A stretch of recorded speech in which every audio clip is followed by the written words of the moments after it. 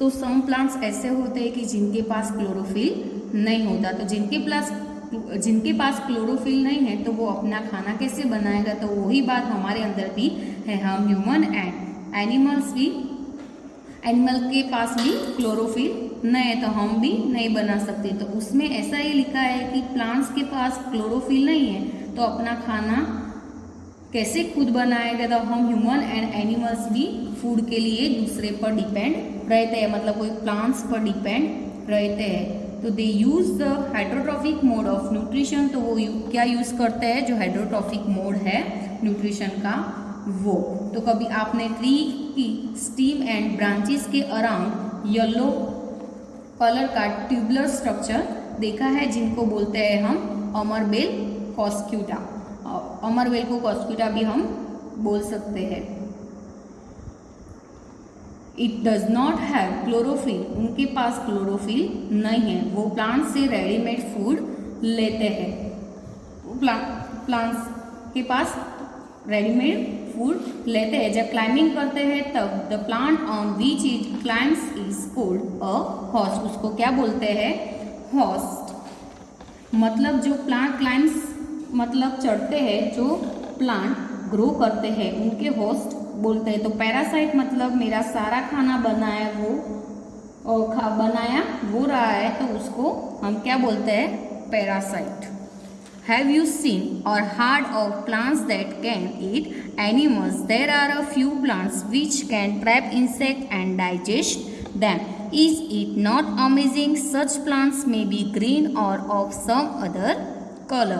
Look at the plant in figure 1.6. इधर figure 1.6 में pitcher plant showing lead and pitcher plant का figure दिया है। The picture like structure is the modified part of the leaf.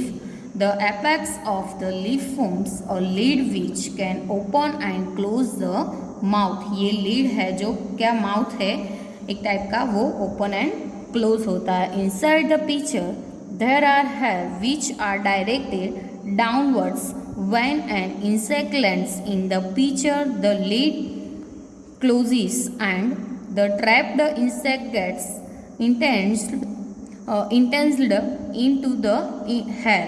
The insect is digested by the digestive juices secreted in the pitcher. Such insect-eating plants are called insectivorous plants. इसको हम क्या बोलते हैं, insectivorous plants. It is impossible that such plants do not get all the required nutrients from the soil in which they grow. तो ये paragraph में है कि आपने कभी have you seen or hard मतलब आपने कभी देखा और सुना है कि प्लांट्स जो एनिमल्स को खाता है, तो फ्यू प्लांट्स मतलब थोड़े प्लांट्स ऐसे भी होते हैं कि ट्रैप इंसेक्ट को खाते हैं। एंड डाइजेस्ट देम मतलब वो डाइजेस्ट कर देते। इट इज़ नॉट अमेजिंग मतलब कोई आश्चर्य की बात नहीं है। तो ये पिक्चर प्लांट का स्ट्रक्चर का क्या मॉडिफाइड करता है, तो लीफ का पार्ट मॉडिफाइड करता है। तो ये पिक्चर प्लांट के ऊपर जो लीड है, ये लीड है वो लीफ का माउथ है, वो लीड पिक्चर को माउथ ओपन एंड क्लोज करता है। इनसाइड द पिक्चर मतलब पिक्चर के अंदर जो हेयर है वो डायरेक्टेड डाउनवर्ड होते हैं, डाउनवर्ड्स के नीचे उनका हेयर होते हैं, नीचे की तरह होते हैं वो। इट इज़ पॉसिबल मतलब कि कोई plants do not get all the requirement of nutrients मतलब जो जरूरी न्यूट्रिएंट्स होते हैं वो सॉइल में से नहीं ले सकते, तो वो ग्रो भी नहीं कर पाता। इधर है फिगर 1.4 स्पेट्रोट्रॉप्स। तो you might have seen packets of mushroom sold in the vegetable market. You may have also seen fluffy umbrella-like patches growing on rotting wood during the rainy season. Figure 1.7 में दिया है पैकेट ऑफ मशरूम और mushroom growing और decade material, जो mushroom का decade material है वो भी दिया है और मशरूम कहाँ ग्रो करता है वो भी। Let us find out what type of nutrients they need to survive and from where they get them. तो क्या है उसका एग्जाम्पल है फंगी। तो आपने कभी देखा है आप दुकान में ब्रेड लेने जाते हो तो 2-3 दिन के बाद क्या होता है, तो आपको उसके ऊपर वाइट ब्रेड का होता है जो फंगस जैसा दिखना मिलेगा। तो यू माइट हाउ सीन, आपने कदाच देखा होगा कि सब्जी मार्केट में मशरूम के पैकेट, तो आपने वो भी देखा होगा कि मशरूम कहाँ ग्रो करते हैं, वो ज़्यादा वुड पर ग्रो होते हैं। ड्यूरिंग द रेनी सीजन, मतलब रेनी सीजन में वो ज़्यादा ग्रो होते हैं। वो सड़ी हुई चीज़ पर भी ज़्यादा ग्रो करता है, मतलब कोई डेड प्लांट्स होता है उसके पर भी वो ज़्यादा ग्रो होता है। फिगर में आपको दिया है कि एक्टिविटी 1.2 का एक्टिविटी 1 में ही डिस्क्रिप्शन में समझा है, जैसे मैंने पहले फंगी के बारे में समझाया वही ये एक्टिविटी में लिखा है। Activity 1.2, take a piece of bread and moisten it with water. Leave it in a moist warm place for 2-3 days or until fluffy patches appear on them. Figure 1.8 में है। These patches may be white, green, brown और of any other color. ये patches कौन से colour के होते हैं? White, green, brown और ऑफ एनी अदर कलर्स के भी होते हैं। Observe the patches under microscope और मैग्नीफाइंग ग्लास। ये पैचेस को हम कैसे ऑब्जर्व करते हैं? माइक्रोस्कोप और मैग्नीफाइंग ग्लास से ऑब्जर्व कर सकते हैं। Write down your observation in your notebook. Most probably you will see cotton like thread spread on the piece of bread. This organism are called fungi. उसको हम क्या बोलते हैं? Fungi. They have a different mode of nutrition. They secrete digestive juices on the dead and decaying matter and convert into a solution. Then they absorb the nutrients from it. This mode of nutrition in which organism take in nutrients in solution form from dead and decaying matter is called saprotrophic nutrition. जो dead and decaying matter होती है जो solution की, उसको हम क्या बोलते हैं? Saprotrophic nutrition. Plants which use saprotrophic mode of nutrition are called saprotrophs. मतलब जो प्लांट सेप्टोट्रॉफिक मोड का न्यूट्रिशन यूज करते हैं तो उसको हम क्या बोलते हैं? Saprotrophs. Fungi also grow on pickles, leather, clothes and other articles that are left in hot and humid weather for long time. During the rainy season, they spoil many things. Ask your parents about the means of fungi in your house. The fungal spores are generally present in the air. When they land on wet, the warm things, they germinate and grow. Now can you figure out how we can protect our things from getting spoiled? Some organisms live together and share shelter and nutrients. This is called symbiotic relation. उसको हम क्या बोलते हैं? Symbiotic relation. For example, certain fungi live in the roots of trees. The trees provides nutrients the fungus and in return receives help from it to take up water and nutrients from the soil. The association is very important for the tree. In organism is called lichens, a chlorophyll containing partner which is alga and fungus live together. The fungus provides shelter, water and minerals to the alga and in return the alga provides food which is prepared by photosynthesis. तो पहले देखा example में fungi का, तो fungi क्या होता है? जो आप कोई भी ब्रेड लाते हैं और 2 दिन के बाद उसके ऊपर जो वाइट स्पोर होते हैं उसको हम क्या बोलते हैं? फंगस। मतलब ये सारी जो डेड एंड डिकेइंग कोई भी प्लांट्स होता है वही जगह पर ये ग्रो करता है। तो 1.5 जो एक्टिविटी 1.2 में स्पेक्ट्रोट्रॉप्स में है वही एक्टिविटी 1.2 में दिया है।